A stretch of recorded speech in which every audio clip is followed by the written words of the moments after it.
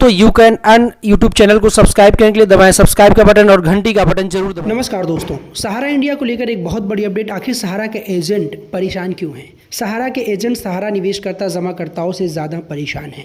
दोस्तों इस वीडियो में आपको बताने जा रहा हूं किस तरीके से आने वाले समय में सहारा को लेकर एक बहुत बड़ी अपडेट आने वाली है। दोस्तों सहारा आपका पैसा कितने % ब्याज के साथ और कब तक लौटाएगी, इस चीज़ का भी जवाब, इस चीज़ का भी समाधान इस वीडियो में आपको देखने को मिलेगा। निवेदन करता हूँ, अगर आप चैनल पर नए हैं तो वीडियो को लाइक करेंगे, चैनल को ज़रूर सब्सक्राइब करेंगे। दोस्तों स्वागत करता हूं आपके अपने यूट्यूब चैनल में। आज हम एक अत्यंत महत्वपूर्ण और जटिल मुद्दे पर चर्चा करेंगे। हम बात करेंगे सहारा कंपनी के पोर्टल के विफल होने और इससे जुड़े वित्तीय संकट पर, जो निवेशकों और एजेंटों के लिए गंभीर समस्या बन चुका है। आइए इसे विस्तार से समझते हैं। निवेदन करते हैं, अगर आप चैनल पर नए हैं तो वीडियो को लाइक करेंगे, चैनल को ज़रूर सब्सक्राइब करेंगे ताकि भविष्य में ऐसी जानकारी सबसे पहले और सबसे तेज़ देखने को मिलती रहे। तो दोस्तों पहली बात, पोर्टल का विफल होना एक गंभीर मुद्दा है। अब तक जितने भी फ़ोन कॉल्स और संदेश मुझे मिले हैं उनमें से स्पष्ट होता है कि सहारा का पोर्टल पूरी तरह से ध्वस्त हो चुका है। निवेशक और एजेंट दोनों इस पोर्टल के माध्यम से पैसे की वापसी की उम्मीद लगाए हुए थे, लेकिन अब स्थिति यह है कि निवेशकों जमाकर्ताओं का पैसा बुरी तरीके से फंसा हुआ और पोर्टल के माध्यम से उनका पैसा वापस प्राप्त नहीं हो रहा है। इससे जुड़ी एक और चिंताजनक बात यह है कि एक ही कॉल या संदेश में लोग बार बार कह रहे हैं कि पोर्टल काम नहीं कर रहा है। निवेशक परेशान है और उनका गुस्सा पूरी तरह से जायज़ है, क्योंकि निवेश करने के बाद उन्हें अपनी मेहनत की कमाई का कोई रिस्पांस नहीं मिल रहा है। और दोस्तों आपको बता दूं, 5,000 करोड़ रुपये जो दिए गए थे सहारा के द्वारा सेबी को, वो पैसा आखिर है कहाँ? क्या सरकार भी इसको लेकर कोई जवाब, कोई सबूत पेश करेगी? दोस्तों आगे चलते हैं दूसरे पॉइंट की तरफ। कैफे और सहारा ऑफिस में पैसे का अस्सीमिलन। इसी बीच कुछ चौंकाने वाली जानकारी भी सामने आई है। कुछ फ़ोन कॉल्स में यह बताया गया है कि कैफे और सहारा के ऑफिस में सैकड़ों करोड़ों रुपए जमा किए गए हैं। यह पैसे किसके पास गए हैं और क्या ये निवेशकों के खाते में पहुंचे हैं, इसका कोई स्पष्ट जवाब नहीं है। निवेशकों को नौकरी के बाद भी इन पैसों की वापसी नहीं हो पा रही। केंद्र सरकार की भूमिका पर भी सवाल उठ रहे हैं। क्या सरकार यह जानबूझकर नहीं देख रही है कि पोर्टल पर कोई आवेदन नहीं कर पा रहा है और निवेशक पैसे पाने के लिए किसी एजेंट की मदद ले रहे हैं? और क्या इन एजेंटों से पैसे लेने का पूरा खेल सरकार की जानकारी में चल रहा है?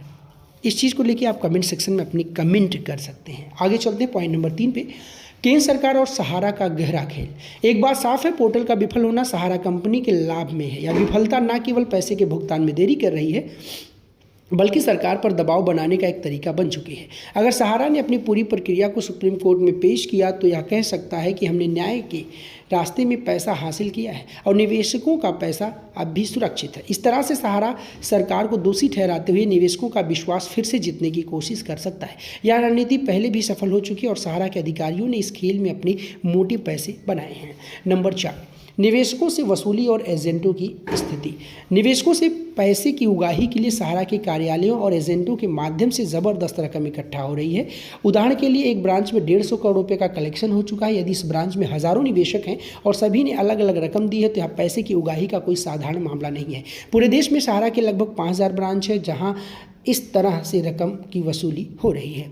साथ ही इस पूरे खेल में एजेंटों की भूमिका महत्वपूर्ण है। इस एजेंटों ने न केवल निवेशकों से पैसा लिया, बल्कि अब वे खुद सड़क पर हैं।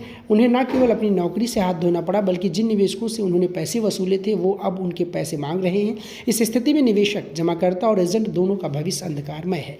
एजेंटों की स्थिति और एजेंट दोनों का भविष्य, निवेशक दोनों का भविष्य अंधकारमय है। एजेंटों की स्थिति अत्यंत कठिन है और उनका आर्थिक शोषण एक बड़ी समस्या बन चुका है। दोस्तों नंबर 5, क्या केंद्र सरकार जानबूझकर सहारा की मदद कर रही है?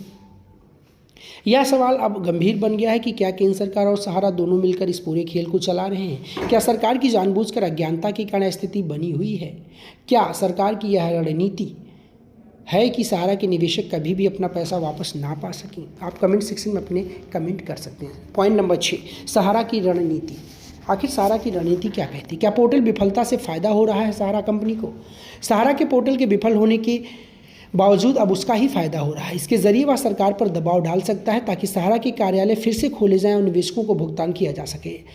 यह एक तरह से सहारा का राजनीतिक खेल बन चुका है, जिससे निवेशकों का विश्वास जीतने की कोशिश की जा रही है। सुप्रीम कोर्ट से जीतने का दावा करके सहारा यह दिखा सकता है कि निवेशकों का पैसा सुरक्षित है। यही रणनीति अब तक सफल रही और इससे सहारा के अधिकारियों और ब्रांच मैनेजरों ने अपने हिस्से की कमीशन बना ली है। पॉइंट नंबर 7 और आखिरी, क्या अब भी कोई उम्मीद बची है? दोस्तों सभी एजेंट्स और सभी निवेशक जमाकर्ताओं का फ़ोन कॉल आता है।